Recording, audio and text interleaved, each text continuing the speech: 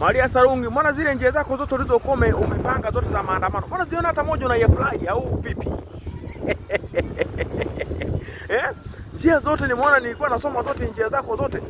Yaani na mipango yote. Mbona siona hata moja mama unaitumia mipango yote ya maandamano sasa? Nitoka ufungue maandamano yako tarehe 9 Disemba.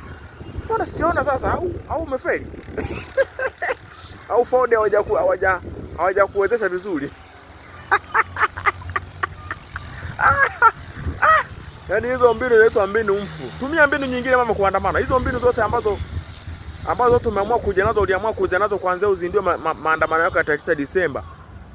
Yaani hata moja bado haijatumika. Sasa unatumia njia gani tena sasa hivi kwenye maandamano sasa? Mimi nikushauri kitu kimoja. Badilisha njia hizo za maandamano. Badilisha hizo njia. Badilisha kabisa hizo njia. Hazijafanya kazi hata moja. Bado yaani zimefeli zote. Tupo na mama yetu, mama ya Samia Suluhu.